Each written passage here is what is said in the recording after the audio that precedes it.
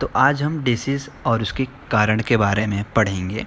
तो सबसे पहले हम आज वायरस के बारे में पढ़ेंगे कि वायरस से कौन कौन सी डिसीज़ होती है और वायरस कैसे ह्यूमन बॉडी के अंदर एंटर करता है। तो सबसे पहले वायरस जो होता है वो डेड होता है। प्राइमरी होस्ट जो होता है वो लिविंग होता है, और जब वो मल्टीप्लाई करने लग जाता है तो जो मल्टीप्लाई करेगा थ्रू द ह्यूमन बीइंग वो सेकेंडरी होस्ट होता है। वायरस एक जहर है, पॉइजन है, और ये एक कनेक्टिंग लिंक है बिटवीन लिविंग एंड डेड। और वायरस को डिस्कवर्ड किया है रशियन साइंटिस्ट ने, जिनका नाम इवानोवस्की है। वायरस की स्टडी को वायरोलॉजी कहते हैं। अब हम आपको एक इंटरेस्टिंग बात बताने जा रहे हैं। वायरस का क्रिस्टलाइजेशन भी हुआ है, जिसको स्टैमले ने किया है 1935 में। टीएमवी वायरस का क्रिस्टलाइजेशन करने के कारण इनको नोबेल प्राइज़ मिला 1942 में। तो वायरस के बारे में अभी हमने थोड़ी बहुत जानकारी ली है। अब हम आते हैं कि वायरस से कौन कौन सी डिजीज़ हमें होती है। तो सबसे पहले वायरस से होने वाली डिसीज़ है हेपेटाइटिस। तो हेप्टा का मतलब होता है लिवर, और टाइटिस का मतलब होता है इन्फ्लेमेशन। इन्फ्लेमेशन का हम अगर हिंदी वर्ड देखें तो कहते हैं ना कि जैसे चोट लग जाती है तो सूजन हो जाती है, तो सूजन को ही इन्फ्लेमेशन कहते हैं। And hepatitis is of 5 types, type A, B, C and D. तो hepatitis A and C are the most common. Hepatitis A and C बहुत कॉमन है क्योंकि they are transmitted by infected blood transfusion and contaminated food and water. And hepatitis is the most lethal and communication. Hepatitis भी बहुत ही ज़्यादा dangerous और बहुत ज़्यादा communicable है। अब हेपेटाइटिस किस किस से फैलता है? हेपेटाइटिस ब्लड ट्रांसफ्यूजन से फैलता है, इन्फेक्टेड सिरिंज से फैलता है, सलाइवा जिसे जो थूक होता है उससे फैलता है, स्प्यूटम से फैलता है, और डायरेक्ट कांटेक्ट अगर हम करेंगे किसी इन्फेक्टेड पर्सन से तो उससे भी हेपेटाइटिस होता है, और इसकी एंटीबायोटिक्स वैक्सीनेशन होती है। अब दूसरी डिजीज़ के बारे में हम पढ़ेंगे, डेंगू फीवर, जिसे हम वायरल डिसीज़ भी कहते हैं। डेंगू फीवर जो होता है वो डेंगू वायरस के कारण होता है, जो कि ट्रांसमिटेड होता है एक फीमेल मॉस्किटो, फीमेल मच्छर के काटने से, जिसका नाम है एडिस एगिप्टी।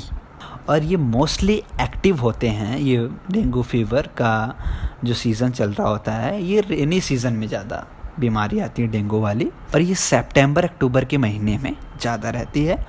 और डेंगू होने से ब्लड की प्लेटलेट्स कम हो जाती है। बच्चों में जो ये फीवर होता है डेंगू का, उसे हम कहते हैं DHF, मतलब डेंगू हेमोरेजिक फीवर। और अडल्ट्स में बोन ब्रेक फीवर, जिसे हम हड्डी तोड़ बुखार भी कहते हैं।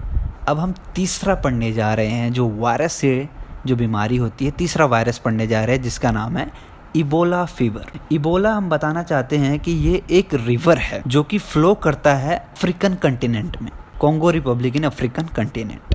अफ्रीका की एक नदी है इबोला, वहीं से ये वायरस ओरिजिनेट हुआ है, और ये इट इज़ ओरिजिनेटेड इन 1976 में ओरिजिनेट हुआ है, वापस हुआ है इन द ईयर 2014 अगस्त में। और ये इन शहरों में इमरजेंसी अनाउंस्ड हो गई थी अफ्रीका के, Liberia, Guinea and Sierra Leone, इन शहरों में, because of this Ebola fever. और इसका वायरस जो होता है जिस कारण इबोला फीवर होता है वो इबोला वायरस नाम की वजह से होता है। और कैरियर जो होते हैं इबोला का वो फ्रूट, बैट्स एंड पिग्स होते हैं, और अफेक्टेड पार्ट इसका प्लेटलेट्स कम कर देता है बॉडी में।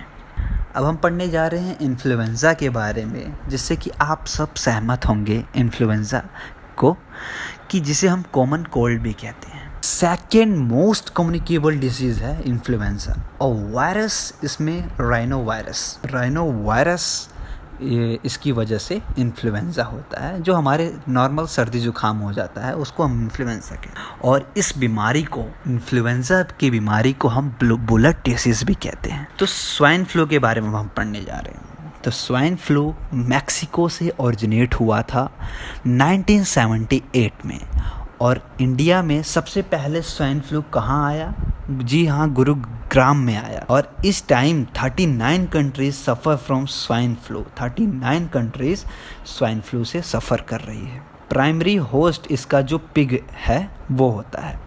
जैसे कि मैंने आपको पहले भी बताया कि जो प्राइमरी होस्ट होता है, जो प्राइमरी कैरियर होता है इस डिसीज़ का, उसको बीमारी नहीं होती, लेकिन जो सेकेंडरी होस्ट होता है जैसे ह्यूमंस हो गए, उनको बीमारी होती है। इसकी एंटीबायोटिक्स जो है स्वाइन फ्लू की, वो टैमीफ्लू है, जिससे ये ठीक होते हैं। और ये मोस्टली सितंबर और अक्टूबर के महीने में स्वाइन फ्लू एक्टिव होता है। अब हम लास्ट टॉपिक पढ़ने जा रहे हैं। लास्ट टॉपिक है वायरस का, जो कि जिसका नाम है हाइड्रोफोबिया। हाइड्रोफोबिया रेबीज़ वायरस के कारण होता है और इसमें अफेक्टेड पार्ट हैं, जो शरीर के पार्ट अफेक्ट होते हैं वो है nervous system, vector, dog, fox, jackal, bat, monkeys, cats. और इसकी ट्रीटमेंट है वैक्सीनेशन ऑफ ARV, मतलब एंटी रेबीज़ वैक्सीन हमें लेनी होती है जब हमें ये हाइड्रोफोबिया होता है।